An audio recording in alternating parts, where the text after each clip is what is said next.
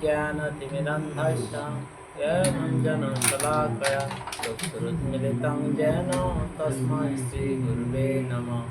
श्रीचैतन्यमनोभीष्टं स्थापितं येन भूतले स्वयं रूपपदामह्यं ददाति सपदान्तिकं।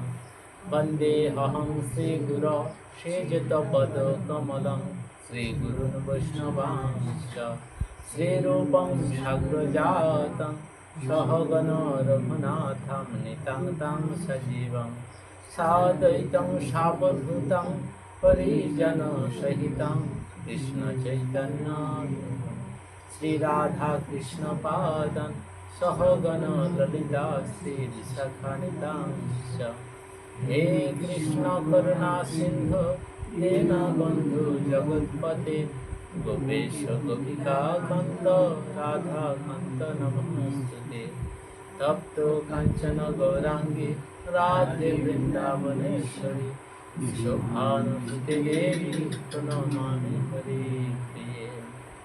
नमो महावदन्नाय कृष्ण प्रेम प्रदायते कृष्णाय कृष्ण चैतन्य नाम्ने गौरतीसे नमो नमः।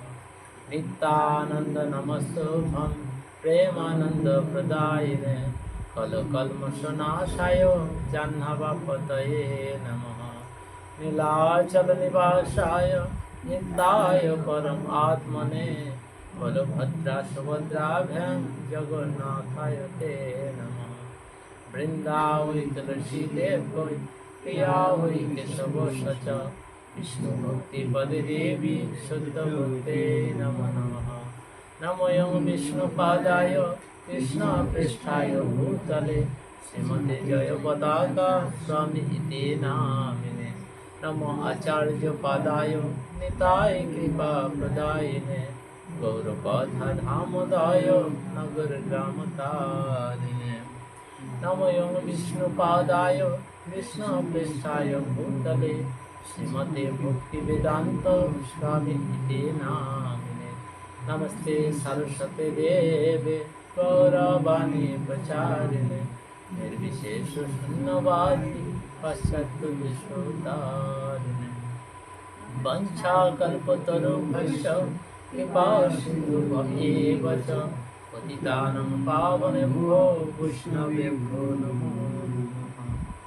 जय श्री कृष्ण चैतन्य प्रभु नित्यानंद श्री अद्वैत गदाधर शिवासादि गौरभक्तवृंद। हरे कृष्ण कृष्ण कृष्ण हरे हरे हरे राम राम राम हरे हरे। ओम नमः भगवते वासुदेवाय। ओम नमः भगवते वासुदेवाय। ओम नमो भगवते वासुदेवाय। नारायणं नमस्कृतं नरं चैव नरोत्तमं देवीं सरस्वतीं व्यासं ततो जयमुदीरये। नष्टप्रायेषु भद्रेषु नित्यं भगवत सेवया भगवते उत्तम श्लोके भक्तिर्भवति नैष्ठिकी। मुखं करोति वाचालं पङ्गुलं धायते यत्कृपातं वन्दे परमानन्दमाधवं श्रीगुरुदिनतारिणं। हरि ओम। श्रील प्रभुपाद की जय। पताका स्वामी गुरु महाराज की गौर प्रेमानंदे हरि हरि। আজকে হবে শ্রীমদ্ ভগবদ গীতা যথাযথ নবম অধ্যায়। সকলে বলুন নবম অধ্যায়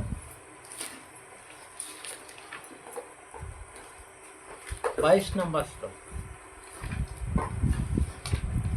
রাজগুহ্য যোগ 22 নম্বর শ্লোক নবম অধ্যায়। বের হয়েছে সকলে?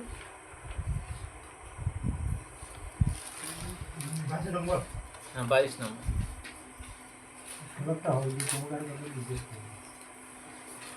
পরে এখন হয়েছে হয়েছে সকলের।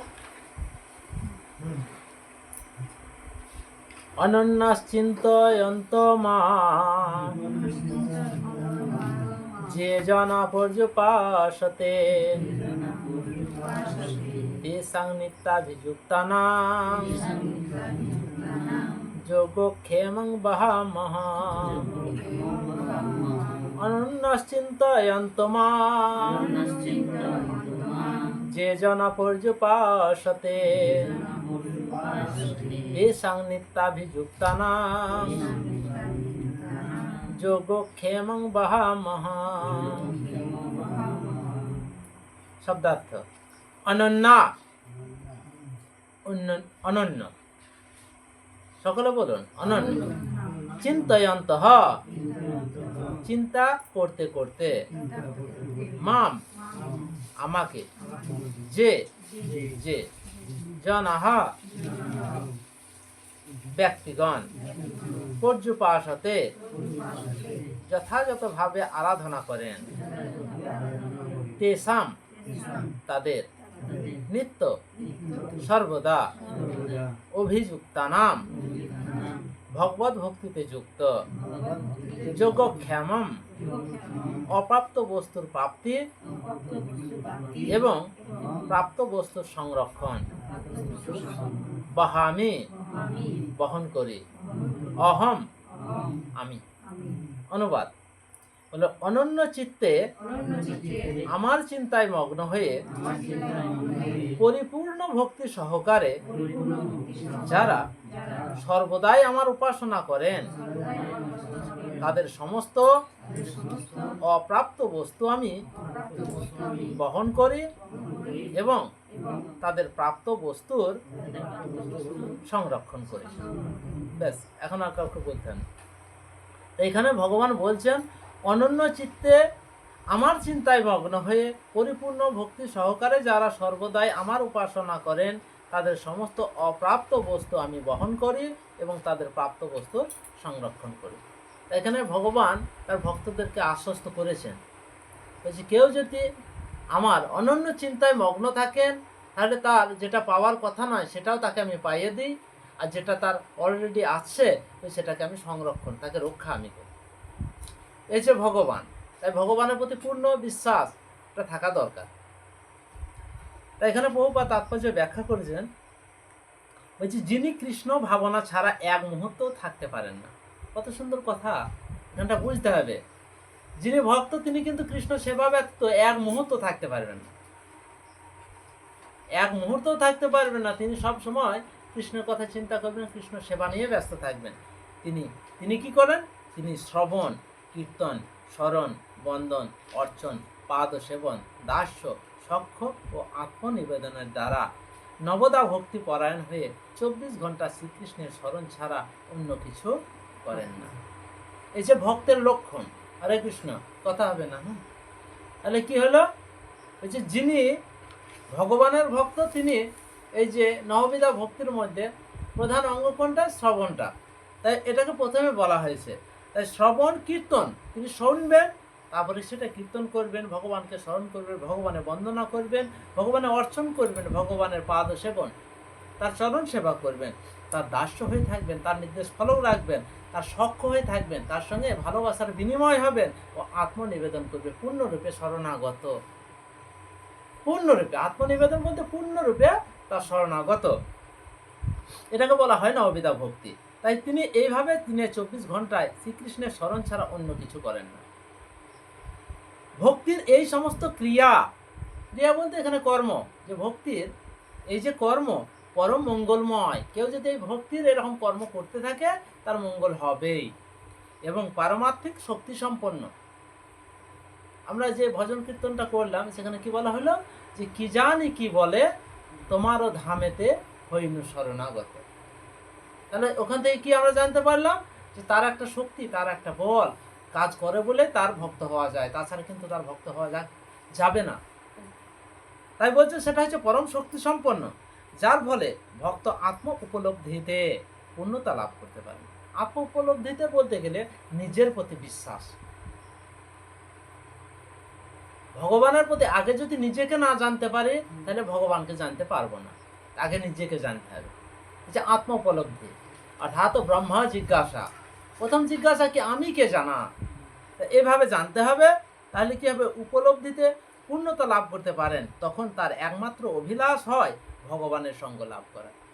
তার অভিলাষটা কি হবে, যে আমি কখন সেই ভগবানের সেবা করব, ভগবানকে দর্শন করব। আমি শুধু সকালে এবার মঙ্গল আরতি করলাম আর দর্শন করলাম এরকম নয়। আমাদের মন্দিরে দেখতে হবে, সেখানে যখন দর্শনার্থী আরম্ভ হয়, দর্শনার্থীর জন্য সব ভক্তরা ছোটেন তাকে দর্শন করার জন্য, তাই দর্শনার্থী। তাই এই তার অভিলাষ থাকবে যে ভগবানের সঙ্গ লাভ করা। এই প্রকার ভক্ত অনায়াসে নিঃসন্দেহে ভগবানের সান্নিধ্য লাভ করেন। আর যদি ওরকম আকাঙ্ক্ষা থাকেন তাহলে তিনি কি করবেন, ভগবানের সান্নিধ্যে থাকবেন, ভগবানের কাছাকাছি থাকবেন। একে বলা হয় যোগ। এটাকেই বলা হয় যোগ। বিয়োগ বলতে গেলে বিচ্ছিন্ন হওয়া, আর যোগ বলতে ভগবানের সঙ্গে, যোগেশ্বরের সঙ্গে টাচ থাকা, এটা যোগ। তাই ভগবানের কৃপার ফলে এই ধরনের ভক্তদের আর কখনো এই জড় জাগতিক বদ্ধ জীবনে ফিরে আসতে হয় না। তাই আমাদের পরম মঙ্গল হবে। এই যে জড় জগতে ফিরে আসা মানে কত কষ্ট, জ্বালা যন্ত্রণা সব আমাদেরকে ভোগ করতে হয়। কেউ যদি এরকমভাবে পূর্ণরূপে তার শরণাগত হয় তাহলে কি হবে, তাকে আর এই জড় জগতে ফিরে আসতে হবে না। মাতাজিদেরকে কারো অন্যের গৃহে যেতে হবে না, তার বাড়ির কাজকর্ম করতে হবে না, প্রভুদেরকেও অন্যজনের বাড়ি যেয়ে কাজকর্ম করতে হবে না। সেখানে একটাই বৃত্তি থাকবে, সেটা কি, কৃষ্ণের সেবা করা।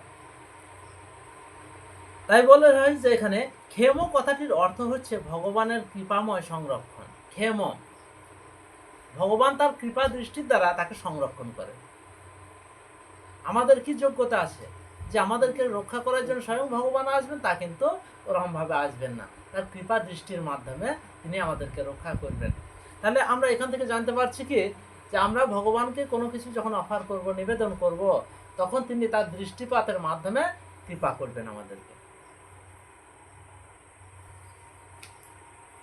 তিনি দৃষ্টিপাত করবেন। তাকে যখন কিছু ভোগ নিবেদন করা হয়, প্রীতির সহিত যদি কিছু নিবেদন করা হয়, তো ভগবান সেখানে গোলক ধাম থেকে দৃষ্টিপাত করবেন। তার ফলে সেই কৃপাটা প্রদর্শিত হয়, সেখানে প্রসাদ হয়ে যায়। তাই যোগের দ্বারা কৃষ্ণ ভাবনা লাভ করতে ভগবান ভক্তকে সহায়তা করেন। কারো যদি ঐকান্তিক প্রচেষ্টা থাকেন যে আমি ভগবানের সেবা করব, তাহলে কি ভগবান কি করবেন, তিনি তাকে তার শক্তি দেবেন, তাকে সহায়তা করবেন, এবং তিনি পূর্ণরূপে কৃষ্ণ ভাবনায় ভাবিত হলে ভগবান তাকে দুঃখময় বদ্ধ জীবনে পতিত হবার সম্ভাবনা থেকে রক্ষা করেন। এই যে খুব সুন্দর কথা, তিনি সম্পূর্ণরূপে যখন কৃষ্ণ ভাবনায় ভাবিত হবেন, সম্পূর্ণরূপে কৃষ্ণ ভাবনায় ভাবিত বলতে গেলে আমার এই কোনো সাংসারিক চিন্তা থাকবে না, এই জড়জাগতিক চিন্তা থাকবে না, টাকা পয়সার চিন্তা থাকবে না, মায়া মোহ থাকবে না, জড়জাগতিক কোনো বস্তুর প্রতি, শুধুমাত্র কৃষ্ণের প্রতি আকর্ষণ থাকবে। তাহলে কি হবে, তাকে এই দুঃখময় বদ্ধ জীবনে পতিত হবার সম্ভাবনা তার আর থাকবে না।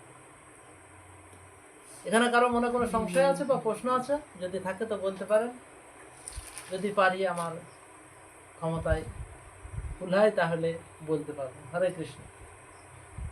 আছে কিছু প্রশ্ন এই সম্বন্ধে? নবম অধ্যায়ে 22 নম্বর শ্লোক।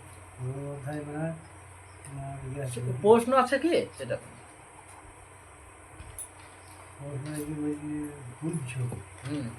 গুহ্য, হ্যাঁ, হরে কৃষ্ণ। গুহ্য বলতে গেলে গোপনীয়। এই যে এটা খুব গোপন কথা, এটা সকলে জানতে পারবে না, এই শ্লোকটার অর্থ সকলে বুঝতে পারবে না। এই যে তুমি জিজ্ঞাসা করলে যে এখানে যে গুহ্য শব্দটির অর্থ কি, গুহ্য মানে গোপনীয়। তা কে জানতে পারবে? যারা তার শরণাগত থাকবে, তার টাচে থাকবে, তার সঙ্গে যুক্ত হয়ে থাকবেন, যোগ হবেন, তিনি জানতে পারবেন যে গোপনীয় জ্ঞান। তাই এই গোপনীয় জ্ঞানটা জানার ফলে তিনি কি হবেন, এই জড়জাগতিক যে দুঃখ, জ্বালা, যন্ত্রণা, ভয়, সমস্ত কিছুতে তিনি রক্ষা পাবেন। হরে কৃষ্ণ। আরো কিছু প্রশ্ন আছে? শ্রীমদ্ ভগবদ গীতা যথাযথ কি, প্রভুপাদ কি, গৌর প্রেমানন্দে। হরি হরি।